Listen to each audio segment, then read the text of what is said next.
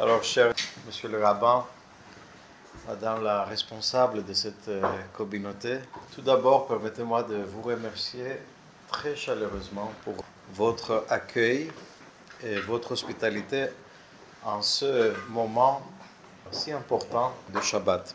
Ce que je disais tout à l'heure, nous, on a la réputation, les orthodoxes, qu'on a des offices longs, mais quand même, c'était pas mal ici aussi. Mais nous avons vécu vraiment un office particulièrement important. Pourquoi? Parce qu'en tant que chrétien, il est difficile d'appréhender ce que signifie la réalité du sabbat sans suivre l'espace de quelques heures les règles qui les régissent. Trop souvent, nous avons une conception erronée de ce que cela peut représenter. Il ne s'agit pas tant de ne rien faire que de faire autrement, dans une concentration, une mise en perspective qui n'est pas sans nous rappeler le récit de la création dans le livre de la Genèse. Il s'agit de faire autrement, de consacrer ce temps à la gloire de Dieu, comme nous pouvons le lire dans le livre de l'Exode. Souviens-toi du jour du sabbat pour le sanctifier. Pendant 6 jours, tu travailleras et tu feras tout ton ouvrage. Le 7e jour est le jour du repos.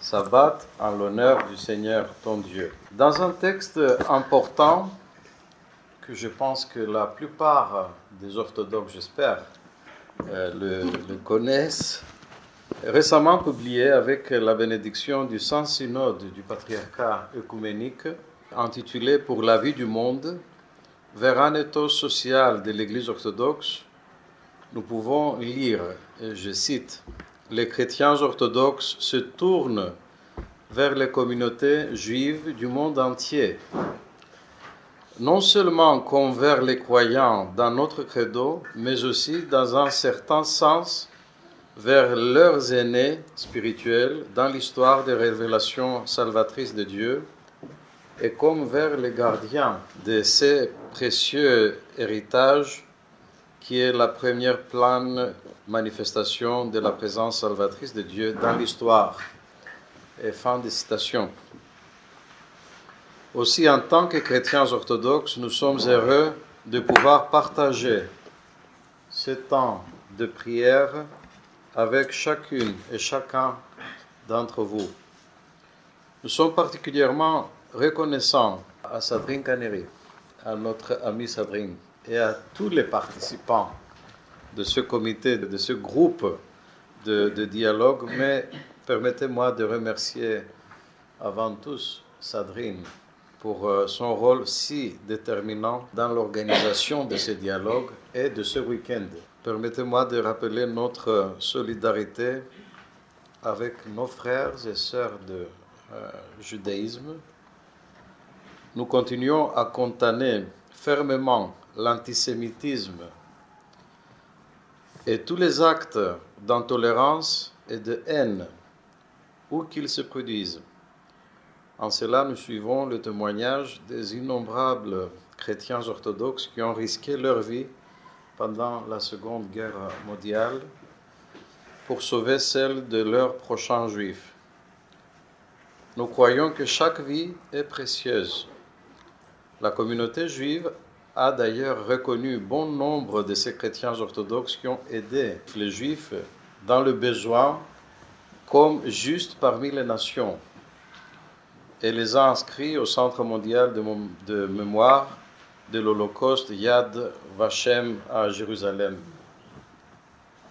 En tant qu'Église, la mémoire de ces grands hommes et femmes de notre foi nous inspire à être des dignes successeurs de leurs exemples. Vous connaissez tous leurs noms. Je vous rappelle certains, le métropolite de Zakynthos en Grèce, Chrysostome, évidemment Sainte Marie de Paris, Marie Skoptsova, Saint Dimitri Klepinin et permettez-moi de vous rappeler aussi une grande personnalité de Marseille, Père Cyril Argenty. Lorsque je suis arrivé à Marseille, tout le monde parlait de sa personnalité et de son rôle si central à la protection des Juifs, de nos frères juifs.